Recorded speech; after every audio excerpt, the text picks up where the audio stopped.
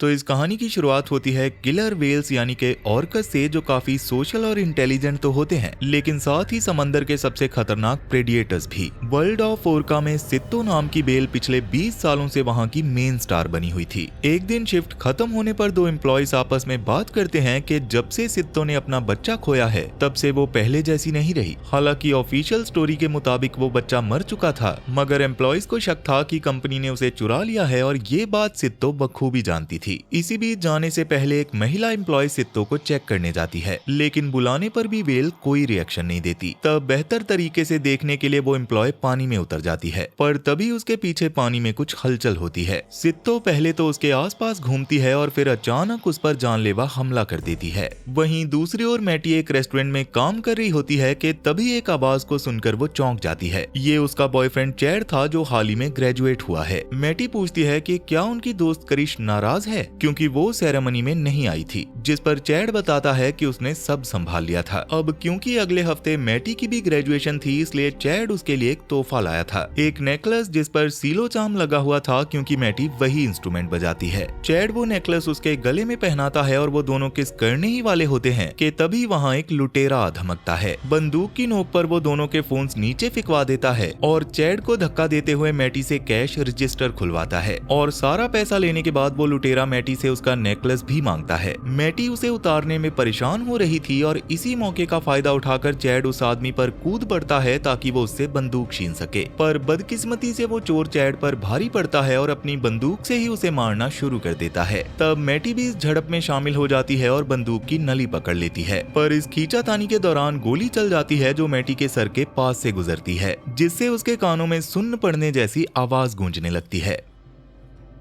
उन दोनों मर्दों के बीच लड़ाई चलती रहती है, लेकिन अंत में चैड बंदूक पर काबू पा लेता है और उस लुटेरे को गोली मारकर गिरा देता है, पर घायल होने के बावजूद वो आदमी पैसा उठाता है और तुरंत भागकर अपने ट्रक में बैठ जाता है। तब चैड बाहर भागता है जहां उसे जमीन पर गिरा हुआ वो नेकलेस मिलता है जो वो वापस मैटी को दे देता है, लेकिन उसी पल वो लुटेरा अपना ट्रक मोड़कर वापस आता है और चैड को जोर से टक्कर मारता है, जिससे मौके पर ही उसकी मौत हो जाती है। खैर, अब 1 साल बीत जाने के बाद भी मैटी वही वेट्रेस का काम कर रही होती है और उस हादसे में कान डैमेज होने की वजह से अब उसे हेयरिंग एड पहनना पड़ता है। तभी उसकी दोस्त क्रिश उससे मिलने आती है और फोन ना उठाने पर उसे फटकार लगाती है, क्योंकि उस हादसे के बाद वो दोनों मिले ही नहीं थे। वो हमेशा साथ में ट्रिप पर जाने की बातें करते थे, इसलिए क्रिश बताती है कि उसने सारी तैयारी कर ली है और पैसा भी भर दिया है। जिसके बाद वो पैकिंग शुरू करते हैं, लेकिन चैड की तस्वीरें देखकर मैटी उदास हो जाती है और पुरानी यादों में खो जाती है। क्रिश उसे दिलासा देने की कोशिश करती है, पर तभी उसकी नजर मैटी के सेलो पर पड़ती है जो धूल से ढका हुआ था और उसका पिन भी टूटा हुआ था।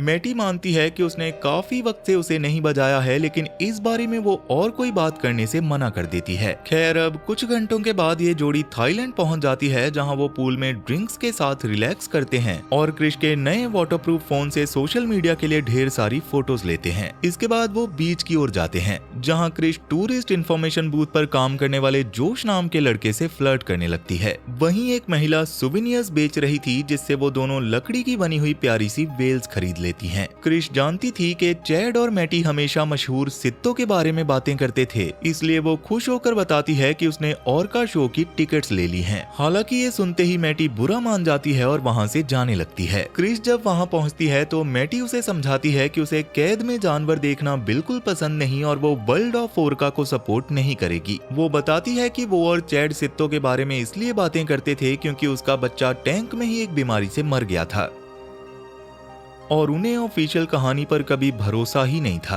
उनका सपना हमेशा से ऑर्कस को खुले समंदर में देखने का था। तब ये सब सुनने के बाद क्रिश अपनी गलती मानती है और वो दोनों दूसरी एक्टिविटीज करने पर राजी हो जाते हैं। अब अगले दिन लड़कियां इंफॉर्मेशन बूथ जाती हैं, जहां जोश उन्हें घूमने के कुछ आइडियाज देता है। वहां मैटी की नजर वर्ल्ड ऑफ ओरका के ब्रोशर पर पड़ती है, जिस पर जोश कहता है कि उसे वो जगह बिल्कुल भी पसंद नहीं है क्योंकि जानवरों को आजाद रहना चाहिए। उसका मानना था कि सित्तो का बच्चा उससे छीन लिया गया था और इसी वजह से उसके चेहरे पर वो निशान आया था। वो गुस्से में वो ब्रोशर फाड़ देता है और उन्हें शाम को एक पार्टी में इनवाइट करता है। शाम को वो पार्टी में खूब मस्ती करते हैं, घंटों तक नाचते हैं और नशे में धुत हो जाते हैं। तभी जोश उन्हें वर्ल्ड ऑफ ओरका की फेंस का एक टूटा हुआ हिस्सा दिखाता है, जिसका मतलब था कि वो चुपके से अंदर जा सकते थे। तब मैटी पहले तो हिचकिचाती है, लेकिन क्रिश उसे याद दिलाती है कि वो उस बुरी कंपनी को कोई पैसे नहीं दे रहे हैं। अब आखिरकार वो तीनों पार्क में घुस जाते हैं और गार्ड्स की नजर से बचते हुए पूल के एंट्रेंस तक पहुंचने में कामयाब हो जाते हैं। वहां मैटी अकेले ही अंदर चली जाती है, जबकि क्रिश और जोश वहीं रुककर रोमांस में खो जाते हैं। जल्दी ही मैटी पूल के किनारे पर पहुंचती है, जहां उसे अपने हेयरिंग एड में एक अजीब सा शोर सुनाई देता है और जैसे ही वो शोर थमता है, सित्तो पानी से निकलकर ठीक उसके सामने आ जाती है। तब मैटी अपना हाथ आगे बढ़ाती है और इंसानों ने उसके साथ जो भी बुरा किया उसके लिए माफी मांगती है। तब अचानक सतह पर सफाई कर्मचारी कचरा उठा रहा होता है और पानी में कुछ गिरने की आवाज आती है, जिसे सुनते ही सित्तो तुरंत वहां से तैरकर दूर चली जाती है। मैटी को लगा कि शायद उसके दोस्तों ने शोर मचाया होगा, इसलिए वो उन्हें चेक करने जाती है, लेकिन वो दोनों तो अभी भी एंट्रेंस पर ही व्यस्त थे। पर तभी मैटी जब पूल की ओर देखती है तो उसे उस जेनिटर की तैरती हुई लाश दिखाई देती है, जिसे देखकर वो डर के मारे चीख पड़ती है और वहां से भागने लगती है।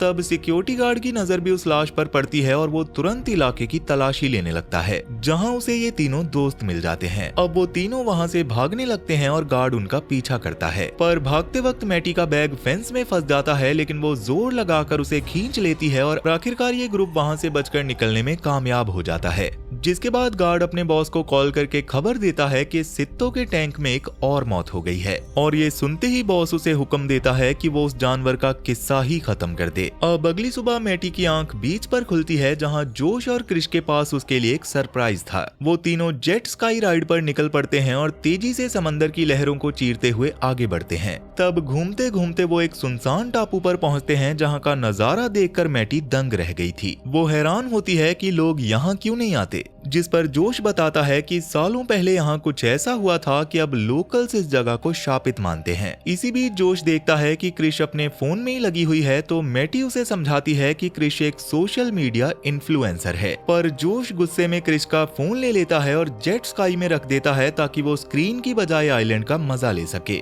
ये देखकर मैटी जो अपना फोन साथ लाई थी, उसे जोश की नजरों से छुपा लेती है। अब इसके बाद मैटी एक फ्लोटी पर आराम फरमाने लगी, जबकि वो जोड़ा जेट स्काई का लुफ्त उठा रहा था। तब क्रिश मैटी के फोन से फोटोज लेने की कोशिश में जोश का सर पकड़कर उसकी आंखें ढक देती है, पर तभी अचानक जेट स्काई किसी चीज से टकरा गई, जिससे वो दोनों संतुलन खोकर पानी में जा गिरे। जहां एक तरफ मैटी का फोन पानी में बह गया, वहीं क्रिश घबराकर फ्लोटी पर तैरती हुई वापस चढ़ गई। जोश को समझ ही नहीं आया था कि आखिर हुआ क्या है, इसलिए वो ये देखने के लिए जेट स्काई के पास तैर कर गया कि कहीं वो खराब तो नहीं हो गई। लेकिन तभी एक ऑर्का की पूंछ ने व्हीकल पर जोरदार हमला किया, जिससे जेट स्काई डूबने लगी और जोश फिर से पानी में जा गिरा। दोनों लड़कियां चीखते हुए उसे फ्लोटी पर आने के लिए कहने लगी, लेकिन उससे पहले ही ऑर्का उसे खींचकर पानी के अंदर ले गई।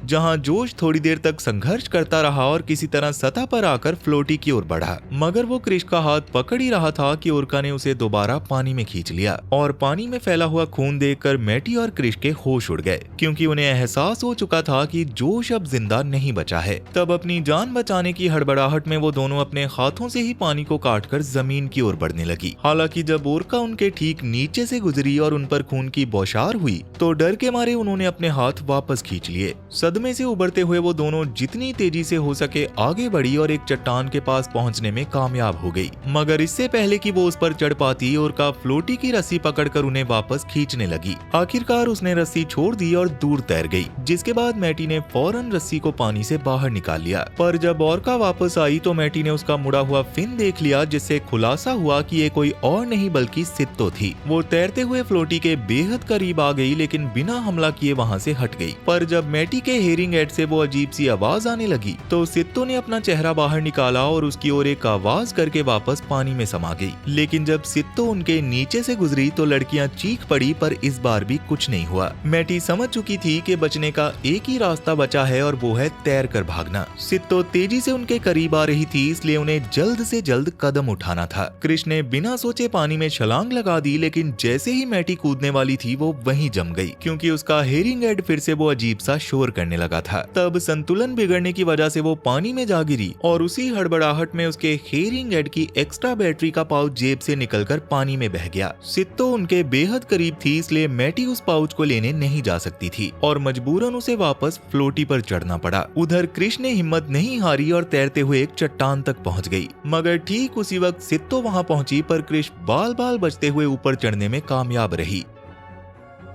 तब मैटी ने उसे पीछे छोड़ने के लिए माफी मांगी और अपना बैग उसकी ओर फेंक दिया, जिसे कृष्ण ने पानी से निकाल लिया था। पर तभी अचानक सित्तो ने फिर से फ्लोटी की रस्सी खींची और इस बार उसने प्लग निकाल दिया, जिससे फ्लोटी की हवा तेजी से निकलने लगी। तब खतरा बढ़ता देखकर मैटी ने पानी में छलांग लगा दी और पूरी जान लगाकर चट्टान की ओर तैरने लगी, जहाँ कृष्ण ने हाथ बढ़ाकर उसे ऊपर खींचा। लेकिन इसी दौरान मैटी का पैर एक ऑस्टर पर पड़ गया था, जिससे वो बुरी तरह से जख्मी हो गई थी। तभी सित्तो ने पानी से बाहर उछलकर उन्हें काटने की कोशिश की, पर लड़कियां वक्त रहते पीछे हट गई। जान बचने की राहत में वो दोनों सहेलियां गले मिली, पर तभी कृष्ण को एहसास हुआ कि चट्टान से टकराकर उसकी थाई भी जख्मी हो गई थी। तब मैटी ने अपनी जैकेट उतारी और एक छोटे पत्थर की मदद से उसके स्लीव्स काट दिए, जिन्हें उन्होंने दर्द से कराहते हुए अपने जख्मों पर बांध लिया। वो दोनों सित्तो के अजीब बर्ताव पर चर्चा करने लगी कि आखिर वो आजाद होने के बावजूद ऐसा क्यों कर रही थी। मैटी ने समझाया कि ऑर्कास कभी भी खुले समंदर में इंसानों पर हमला नहीं करते, वो ऐसा सिर्फ तब करते हैं जब वो कैद में परेशान होते हैं। यानी कि इसका मतलब साफ था कि सित्तो को अब भी यही लग रहा था कि वो कैद में है। अब क्योंकि जेट स्काई डूब चुका था, इसलिए उन्होंने बैग में कुछ काम की चीज ढूंढनी शुरू कर दी। तब बैग में उन्हें सिर्फ च्युइंगम मिला, जो फिलहाल उनका इकलौता खाना था। साथ ही एक खाली सैंडविच बैग भी मिला, जिसे कृष्ण ने हवा भरकर फुला दिया और ऊपर की ओर पकड़ लिया, ये सोचकर कि धूप की गर्मी से उसमें पानी की बूंदें इकट्ठा हो जाएंगी। पर इस प्रोसेस में करीब 4 से 6 घंटे लगने वाले थे। वो दोनों मदद के लिए जोर जोर से चिल्लाने लगी, पर वहाँ सुनने वाला कोई भी नहीं था, इसलिए उन्होंने अपनी एनर्जी बचाना ही बेहतर समझा।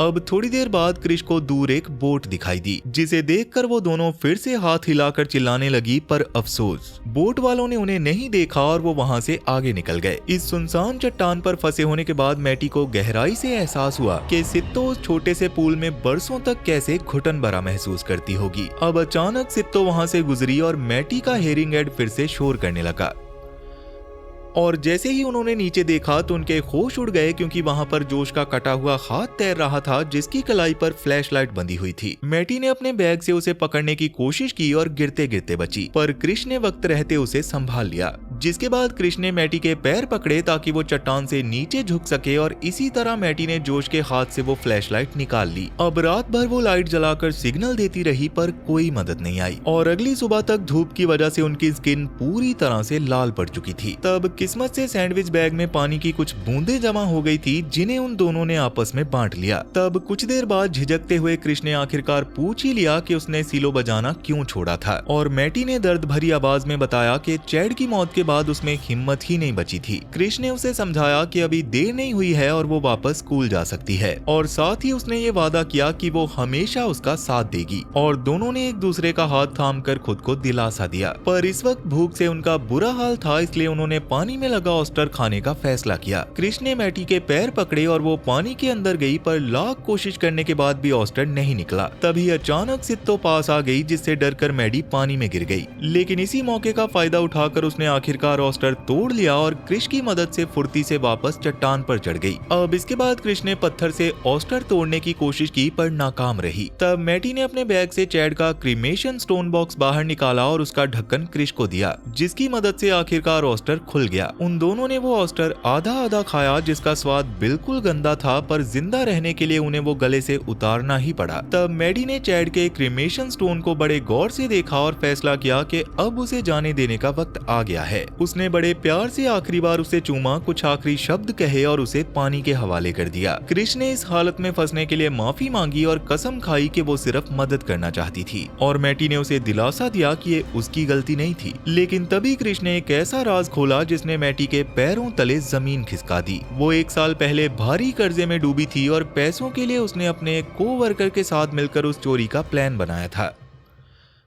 और हकीकत ये थी कि वो लुटेरा वही कोबरकर था। चैड ने क्रिश को बताया कि मैटी घर पर सीलो प्रैक्टिस कर रही थी, इसलिए उसे रेस्टोरेंट में होना ही नहीं चाहिए था और उस लुटेरे को बंदूक लाने की इजाजत बिल्कुल नहीं थी, पर उसने डील के सारे नियम तोड़ दिए थे। यही वो भारी गिल्ट था जिसकी वजह से क्रिश पिछले 1 साल से मैटी से मिलने की हिम्मत ही नहीं जुटा पाई थी। वो गिड़गिड़ाकर माफी मांगती रही, पर मैटी का गुस्सा फूट पड़ा। उसने क्रिश को खुद को छूने तक नहीं दिया और साफ कह दिया कि वो इस गिल्ट की ही हकदार थी। क्रिश बार बार सॉरी बोल रही थी, इसलिए उसकी आवाज ना सुनने के लिए मैटी ने अपना हेयरिंग एड ही निकाल दिया। अब थकान की वजह से मैटी सो गई और सपने में उसे पहले चैड की मौत दिखी और फिर वो खुद को पानी के अंदर सीलो बजाते हुए देखने लगी। पर जब वो नींद से जागी तब भी उसने क्रिश से बात करने से इनकार कर दिया। अब अपनी इस गलती को सुधारने के लिए क्रिश ने एक खतरनाक प्लान बनाया। उसने सोचा कि वो दूर रेत की ओर तैर कर जाएगी क्योंकि वो सबसे दूर पॉइंट था और मैटी पास वाली चट्टान पर चली जाएगी। उन्हें उम्मीद थी कि इससे सित्तो कंफ्यूज हो जाएगी और हमला नहीं करेगी। क्रिश बड़ी होशियारी से बिना शोर किए पानी में उतर गई और धीरे धीरे तैरने लगी। मगर प्रॉब्लम ये थी कि बिना हेयरिंग एड के मैटी ने ये प्लान सुना ही नहीं था।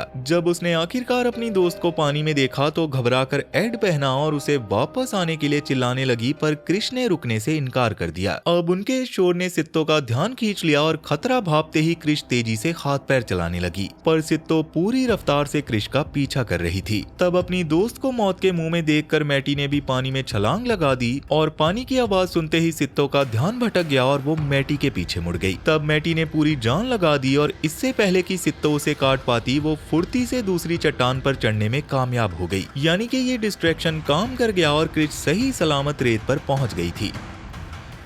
ठीक उसी वक्त उनके ऊपर से एक प्लेन गुजरा और दोनों लड़कियां जोर जोर से चिल्लाने लगी। क्रिश ने जल्दी से रेत पर SOS भी लिख दिया, पर अफसोस की बात यह थी कि प्लेन वालों की नजर उन पर नहीं पड़ी और वो आगे निकल गए। अब निराशा और गुस्से में क्रिश चिल्लाती हुई पीछे हटने लगी, पर उसका ध्यान नहीं गया कि वो पानी के कितना करीब आ चुकी थी। और अचानक सित्तो पानी से बाहर लपकी और क्रिश के पैरों को अपने जबड़ों में पकड़कर उसे समंदर में खींच कर ले गई। अब मैटी को लगा कि उसने अपनी दोस्त को हमेशा के लिए खो दिया है, पर कुछ देर बाद क्रिश रेंगते हुए किनारे पर वापस आ गई, पर उसका एक पैर गायब था। उसके शरीर से निकलते हुए खून ने उस SOS को लाल रंग से भर दिया और वहीं रेत पर टपकते हुए उसने अपनी आखिरी सांसें ली। और अपनी आंखों के सामने ये मंजर देखकर मैटी पूरी तरह से टूट गई। उस रात मैटी ने एक आखिरी उम्मीद में फ्लैशलाइट जलाई, पर बदकिस्मती से उसकी बैटरी भी दम तोड़ गई और जल्दी ही मैटी के हेयरिंग एड ने भी काम करना बंद कर दिया। अब चारों तरफ सिर्फ गहरा सन्नाटा और गहरा अंधेरा था, जिसने माहौल को और भी खौफनाक बना दिया था। पर तभी कुदरत को उस पर तरस आ गया और बारिश शुरू हो गई। मैटी ने हंसते हुए अपना मुंह खोला और प्यास बुझाने के लिए बारिश की बूंदों को पीने लगी, मगर तभी अचानक सित्तो बाहर निकली। मैटी की नजर उसके चेहरे के निशान पर पड़ गई और उसे एहसास हुआ कि कम से कम इस जानवर ने आजादी के लिए लड़ाई तो की थी। इसी बात से प्रेरणा लेकर मैटी ने पानी में छलांग लगा दी और पूरी ताकत से तैरते हुए वो एक बड़ी चट्टान तक पहुंच गई। अब वो एक चट्टान से दूसरी चट्टान पर कूदते हुए आखिरकार उस रेत तक पहुंच गई जहां क्रिश की लाश पड़ी थी। मैटी ने नम आंखों से अपनी दोस्त की आंखें बंद की और उसे वहीं रेत में दफना दिया। तभी उसे याद आया कि क्रिश का फोन वाटरप्रूफ था और वो अभी भी डूबे हुए जेट स्काई के अंदर था। वो चट्टानों पर चलते हुए उस जगह पहुंची जहां जेट स्काई डूबा था और बिना वक्त गवाए पानी में उतर गई। वो बिजली की रफ्तार से तैरकर नीचे गई और जेट स्काई से क्रिश का बैग निकालकर वापस सतह पर आ गई। उस बैग में उसे अपना सिलो पिन और फोन मिल गया, पर जैसे ही उसने फोन करने की कोशिश की फोन की बैटरी खत्म हो गई। अब अचानक उसके पीछे कुछ हलचल हुई जिससे वो बुरी तरह से डर गई, पर मुड़ने पर उसने देखा कि वो सिर्फ एक लाइफ जैकेट थी जो जेट स्काई से निकलकर ऊपर आ गई थी। ठीक उसी पल सित्तो भी वापस आ धमकी, जिससे बचने के लिए मैटी ने फिर से गहराई में डुबकी लगा दी। उसने समंदर की तलहटी में कुछ हथियार ढूंढने की कोशिश की, लेकिन अफसोस वहाँ कुछ हाथ नहीं लगा। जब सित्तो उसकी ओर बढ़ी तो मैटी ने बड़ी होशियारी से खुद को डूबे हुए जेट स्काई के पीछे छुपा लिया और उसकी नजरों से बच निकली। और सित्तो के वहाँ से हटते ही मैटी की नजर चमकते हुए सिलो पिन पर पड़ी। वो उसे उठाने के लिए आगे बढ़ी, पर हिल नहीं सकी क्योंकि उसका नेकलेस एक चट्टान में बुरी तरह से फंस गया था। तब जान बचाने की इस आखिरी कोशिश में मैटी ने जोर लगाया और काफी जद्दोजहद के बाद आखिरकार वो चैन टूट गई और उसने फौरन वो नुकीला पिन अपने हाथ में जकड़ लिया। अब जैसे ही सित्तो हमला करने के लिए उसके बेहद करीब आई तो मैटी ने मौका देखते ही वो पिन पूरी तरह से उसके शरीर में घोंप दिया और दर्द से कराहते हुए वो विशालकाय जानवर वहां से दूर भाग निकला। निकला। अब मैटी का रास्ता साफ था। मैटी सतह पर आई और लाइफ जैकेट के सहारे पूरी रात अकेले उस गहरे समंदर में तैरती रही। पर अगली सुबह की पहली किरण के साथ ही एक हेलीकॉप्टर की आवाज गूंजी और आखिरकार उसे वहां से रेस्क्यू कर लिया गया। इस जानलेवा संघर्ष के बाद मैटी ने आखिरकार उस खतरनाक ऑर्का सित्तो को हरा दिया और गहरे समंदर से सही सलामत रेस्क्यू होकर अपने डर पर हमेशा के लिए जीत हासिल कर ली। वो वापस अपनी म्यूजिक की दुनिया में लौट आई, ये सोचते हुए कि समंदर का सबसे बुरा सपना अब खत्म हो चुका है। लेकिन समंदर की सतह पर तैरने वाली वो ऑर्का तो सिर्फ एक झलक थी, क्योंकि असल दहशत तो पानी की उन गहराइयों में छुपी है जहाँ सूरज की किरण भी नहीं पड़ती और जहाँ सित्तों से भी कई गुना बड़ा और ताकतवर शिकारी सदियों से इंसानों का इंतजार कर रहा है। फिलीपीन ट्रेंच की गहराई में अचानक एक सबमरीन फंस गई और उस पर एक अनजान विशालकाय जीव ने हमला बोल दिया। तब डाइविंग एक्सपर्ट जोनस टायलर को समंदर में फंसे हुए लोगों को बचाने के लिए समंदर की गहराई में भेजा गया, जहां दुश्मन कोई मामूली शार्क नहीं बल्कि इतिहास का सबसे बड़ा प्रेडिएटर मैग थी। तो क्या जोनस अपने साथियों को इस मॉन्स्टर से बचा पाएगा या समंदर की ये नई दुनिया उसकी कब्र बन जाएगी? ये नहीं देखा तो समझो कुछ नहीं देखा। इसलिए जल्दी से स्क्रीन पर दिख रही राइट वाली वीडियो पर क्लिक करो और देखो इस खतरनाक मॉन्स्टर की कहानी। और अगर कुछ और देखना है तो लेफ्ट वाली वीडियो पर क्लिक कर लो। तब तक मैं चला आपके लिए ऐसी एक और वीडियो बनाने। सो बाय बाय।